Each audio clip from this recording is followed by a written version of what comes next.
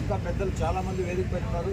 అందరూ కూడా పేరుకేళ్ళ మరీ ముఖ్యంగా వైఎస్ఆర్సీపీ కుటుంబ సభ్యులకు, మీడియాకు, ప్రజలందరూ కూడా పేరు పేరున నమస్కారం తెలియజేసుకుంటూ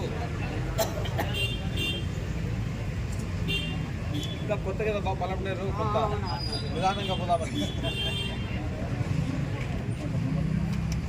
ఎందుకంటే జగన్మోహన్ రెడ్డి గారు వైఎస్ఆర్సీపీ గవర్నమెంట్ ప్రభుత్వంలో దరిదాపుల 17 మెడికల్ కాలేజీలు మన ఆంధ్రాకి రావడం నిజంగానే భారతదేశ చరిత్రలో ఇది గొప్ప విషయం.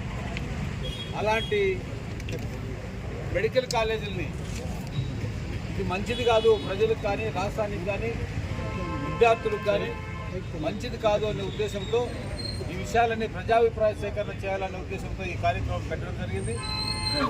బాగుండాలి, మన రాష్ట్ర ప్రజల భవిష్యత్తు బాగుండాలి అంటే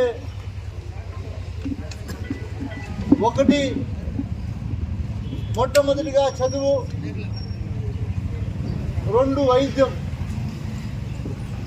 మనం అందరూ కూడా గమనించాం, జగన్మోహన్ రెడ్డి గారు ముఖ్యమంత్రి అయిన తర్వాత నాడు నేడు అని తీసుకొచ్చి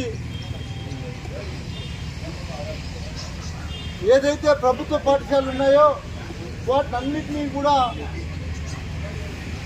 ప్రైవేట్లో ఉన్నటువంటి పాఠశాలల కన్నా ధీటుగా మెరుగైనటువంటి పాఠశాలలు తయారు చేయటం, మెరుగైనటువంటి ఏదైతే ప్రైవేట్ పాఠశాలలు ఉన్నాయో వాటికైనా ఎక్కువ మెరుగైనటువంటి విద్యను ప్రజలకు అందించాలనే గొప్ప దృఢ సంకల్పంతో ఆనాడు నాడు నేడు అనే కార్యక్రమం తీసుకొచ్చి అదేవిధంగా మనం స్థానికంగా చూస్తే కూడా పలమనేరులో ప్రభుత్వ ఆసుపత్రి, మన ప్రభుత్వం అధికారం రాకముందు ఈ పలమనేరు ఆసుపత్రి పరిస్థితి ఏంటి మీకు అందరికీ కూడా తెలుసు, ప్రజలందరికీ కూడా చెప్పాల్సిన అవసరం